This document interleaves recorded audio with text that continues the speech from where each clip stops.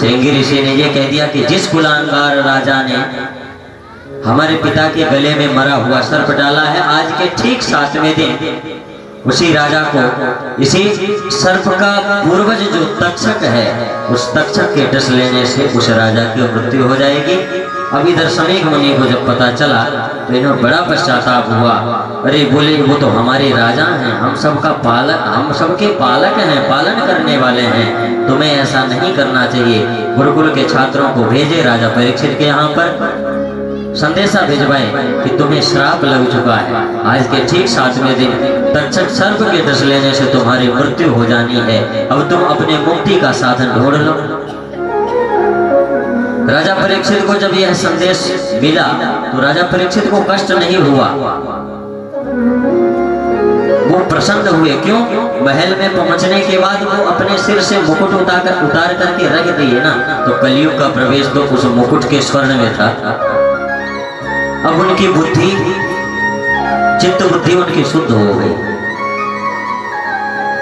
वो पहले ही पश्चाताप कर रहे थे, जैसे ही उनको ध्यान आया और संदेशा मिला कि आज के ठीक 7वें दिन मेरी मृत्यु हो जानी है, उसके प्रायश्चित के रूप में, तो परीक्षित जी बड़े प्रसन्न हुए।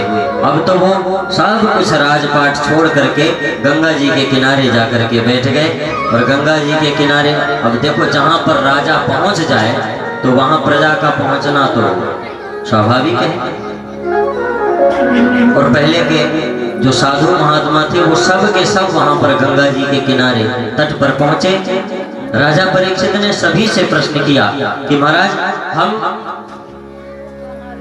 जानना चाहते हैं कि जिसकी मृत्यु निकटतम हो उसे क्या करना चाहिए, जिसकी मृत्यु अत्यंत समीप आ गई हो उस व्यक्ति को क्या करना चाहिए। लेकिन किसी के द्वारा कोई संतुष्टिजनक प्रश्न का उत्तर नहीं मिला। अब भला बताओ, भगवान ने जिसकी रक्षा की हो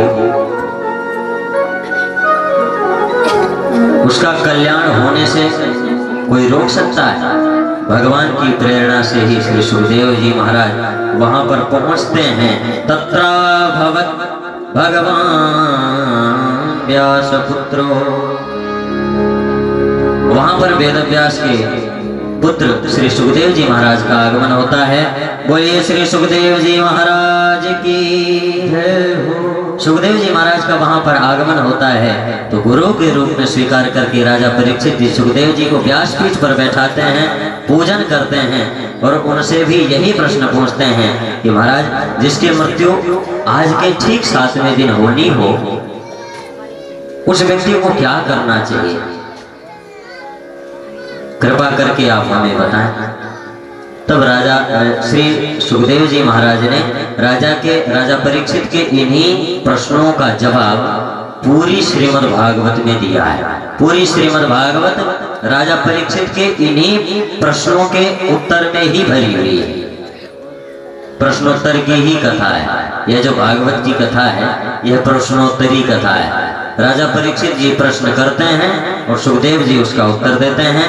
यहाँ पर प्रथम स्कंद की कथा समाप्त होती है। आइए हम लोग 2-4 बार भगवान नाम संकीर्तन करें, तत्पश्चात आगे की कथा में प्रवेश करते हैं। आज की कथा जो है वह प्रहलाद चरित्र तक की कथा होती है, तो उस कथा तक हमें संक्षेप में पहुंचना है और कल भगवान श्री बालकृष्ण लाल का जन्म का आनंद हम सभी को प्राप्त होगा। आइए 2-4 बार भगवान नाम संकीर्तन, तत्पश्चात आगे समयानुसारेण कथा को यथाक्रम से आगे बढ़ाते हुए श्रवण करेंगे। श्री कृष्ण गोविंद हरे मुरारे, हे नाथ नारायण वासुदेव। श्री कृष्ण गोविंद हरे मुरारे, श्री कृष्ण गोविंद हरे मुरारे, हे नाथ नारायण वासुदेव।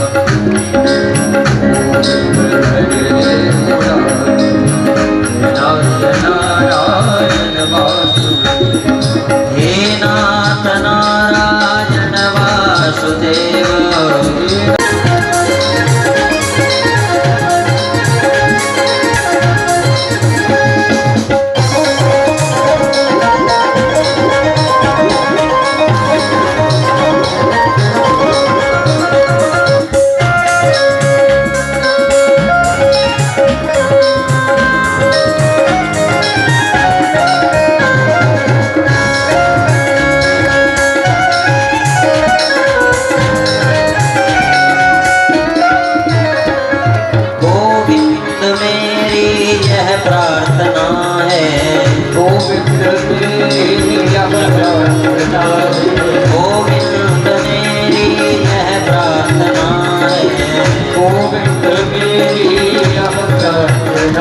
है, बोलूं न मैं नाम कभी तुम्हारा, इस काम हो के मैं दिन रात का,